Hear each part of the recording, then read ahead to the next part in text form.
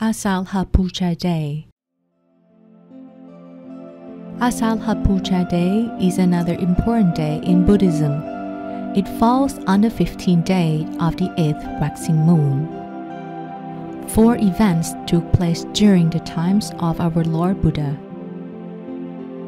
First, it was the day of our Lord Buddha's first sermon to the 5 ascetics in Isipatana Marukatayawan forest near Benares. Second, it was the day of our Lord Buddha's first disciple.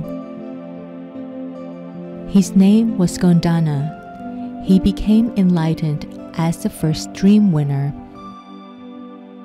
Third, it was the day of the first Buddhist monk.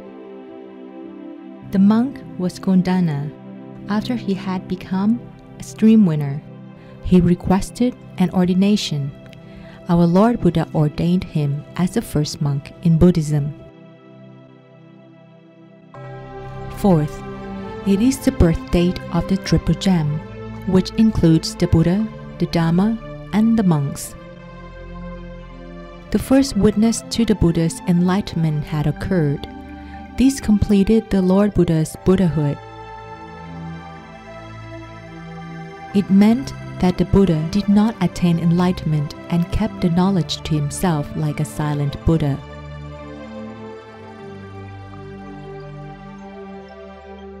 Asalha Puja Day had its beginning after the Buddha's enlightenment. He spent a period of 7 weeks immersed in the bliss of emancipation. After this blissful period, he was concerned that his enlightened knowledge would be so deep and so profound that it might be difficult for beings that are thick with defilements to follow. The Brahma king Sahambadi knew of the Buddha's concern and requested him to give a sermon because there were still beings with less dirt in their eyes. With his great compassion, the Lord Buddha employed the Buddha vision to check all the beings that were still trapped in the 3 worlds. He saw that there were beings of low defilements and some still thick with them. There were some whose merit was vast and others was still small. Some were easy to teach, others were not. Like the lotus plants that grew in the water. Some grew in deep water, some were near the surface, some were almost out of the water, some were not ready to bloom, and some were ready just like beings that could be taught. The Lord Buddha finally agreed to the Brahma king's request. After the Brahma king departed, the Lord Buddha began to consider to whom he should give his first sermon. Who could penetrate the Dhamma readily? He considered the ascetics Alara and Udaga, who were brilliant and their defilements had long been kept very low. They would be able to penetrate the Dhamma quickly once they heard his sermon.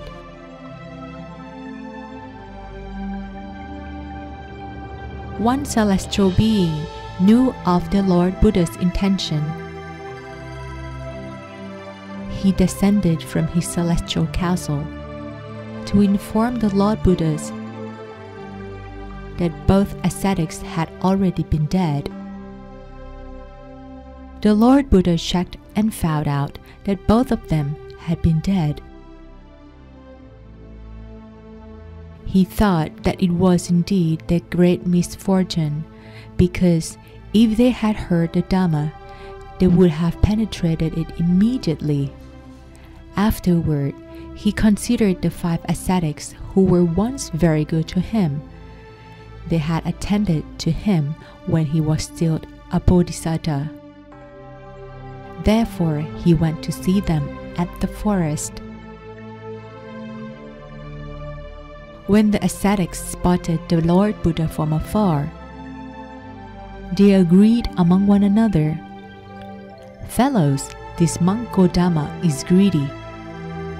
He has stopped practicing self-mortification and is coming here because of greed. Here he comes. We will not pay him respect. We will not get up to greet him. And we will not take his alms bowl and his robe for him. We will only prepare a cushioned seat, just in case he wants to sit down."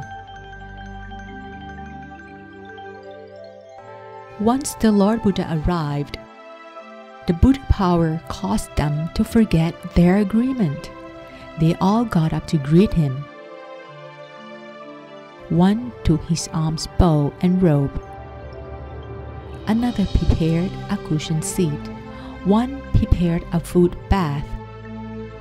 Another placed a footstool by the seat. And one presented to the Buddha a foot drying tile. The Lord Buddha sat on the cushioned seat and then washed his feet. After having welcomed the Exalted One, the ascetics addressed him inappropriately by using his name and an inferior title. Then the Lord Buddha forbade the ascetics by saying, "Behold, ascetics, you must not address me by my name or by using an inferior title. Behold, the Tathagata, I am an arahant, and I have already attained enlightenment on my own. Pay attention, I shall teach, and I have penetrated the Dhamma. Once you have practiced according to my teaching, soon you will penetrate an incomparable benefit, which is the ultimate of the holy life." After the Lord Buddha said these words, the ascetics had an immediate reaction. "Young Gotama, you once practiced self-mortification and could not even then attain enlightenment. Now that you've become greedy and lax, how is it possible that you have attained enlightenment and become a Buddha?"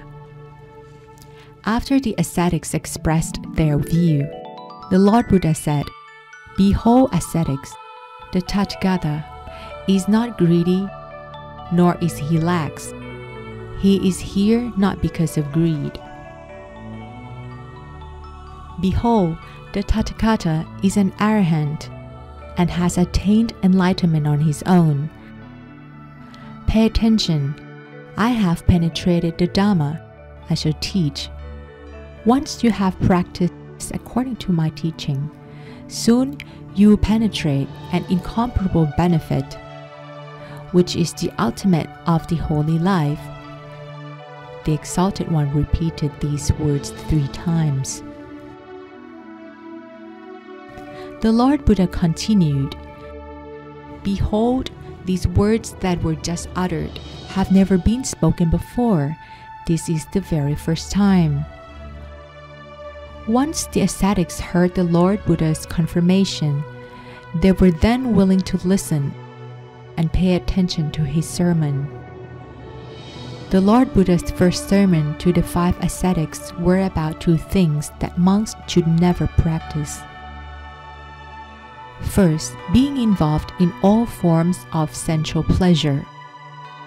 This lowly nature belongs to commoners, to ordinary people. It does not belong to holy individuals. It has no benefit. Second, the practice of self-mortification is not the practice of holy individuals. It has no benefit. The Lord Buddha then pressed the middle path, which led him to attain enlightenment. It includes the Noble Eightfold Path and the Four Noble Paths. At the end of the sermon, the ascetic Gondanja understood what he heard and became enlightened as a stream winner. He was able to attain the Dhammagaya. Therefore, this event marked the completion of the triple gem. As a result of the first sermon, celestial beings in every realm, from Earth's sprites to the Brahma beings, all sang the Lord Buddha's praises. The sound resonated through tens of thousands of universes, and an incomparable brightness pervaded everywhere as a result of the celestial powers. We have now learned something about Asalha Puja Day. All of us Buddhists should deepen our faith in the Triple Gem and be determined to practice meditation so that we can attain the Dhammagaya quickly.